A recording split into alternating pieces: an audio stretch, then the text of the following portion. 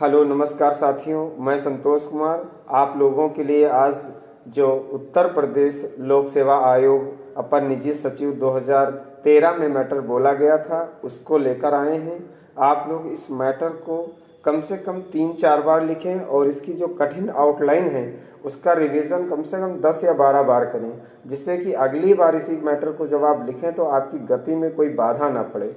तो आपका matter start होगा 5 सेकंड बाद।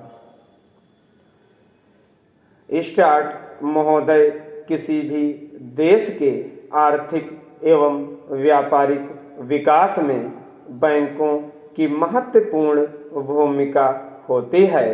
बैंकों का मुख्य कार्य जनता से धन जमा करना है तथा इस धन को राष्ट्र के उत्पादक एवं सामाजिक रूप से लाभदायक कार्यों हेतु ऋण के रूप में देकर उत्पादकता में वृद्धि करना है।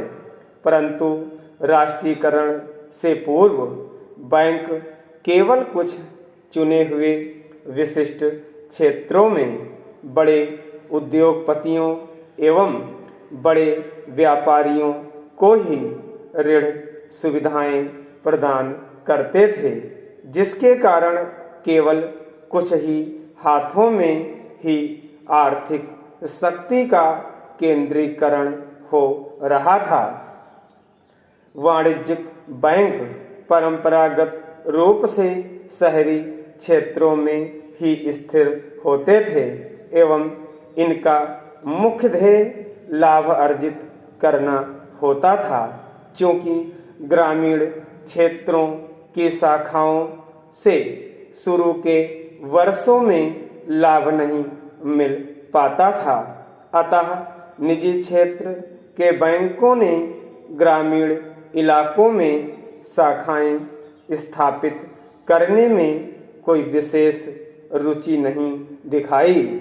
हमारे देश का कृषि क्षेत्र, जिस पर हमारी संपूर्ण अर्थव्यवस्था आधारित है एवं देश की 70% जनता अपने जीविकोपार्जन हेतु निर्भर है, उसमें भी मार्च 1968 में कुल अग्रिमों का जो इन बैंकों द्वारा दिया जाता था 22% ऋण दिया गया।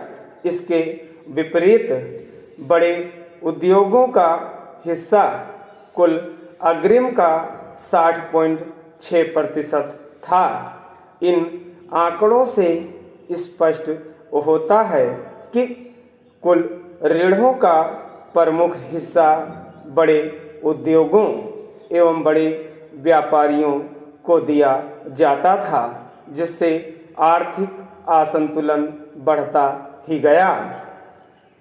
19 जुलाई 1969 में निजी क्षेत्रों के 14 बड़े व्यापारिक बैंकों का राष्ट्रीयकरण कर दिया गया।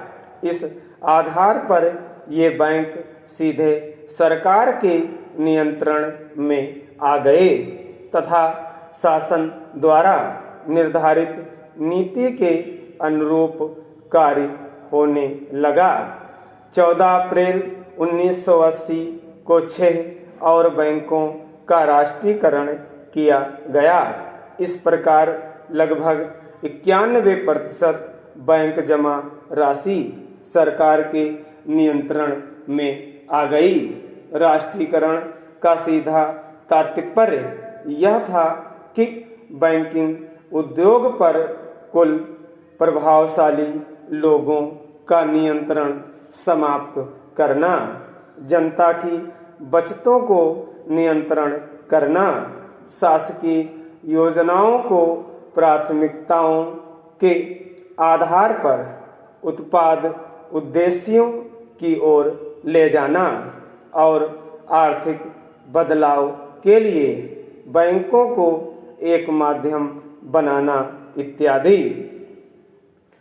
इन उद्देश्यों की प्राप्ति के लिए राष्ट्रीयकरण के फलस्वरूप बैंकों के दृष्टिकोण एवं कार्य पद्धति में व्यापार परिवर्तन हुआ। इन परिवर्तनों के कारण वर्ग बैंकिंग का स्थान सामुदायिक बैंकों ने लिया, जिससे समाज के कमजोर से कमजोर व्यक्ति को आसानी से ऋण एवं अन्य बैंकिंग सुविधाएं सुलभ हो रही हैं। बैंक अब उपेक्षित क्षेत्रों को सरकार के निर्देशानुसार प्राथमिकता के आधार पर ऋण देने हेतु प्रतिबद्ध हैं। ये क्षेत्र हैं कृषि, लघु उद्योग, परिवहन, खुदरा व्यापार, लघु व्यापार, शिक्षा, उपयोग। ऋण कमजोर वर्गों को गृह निर्माण हेतु ऋण तथा निर्यात ऋण। स्टॉप।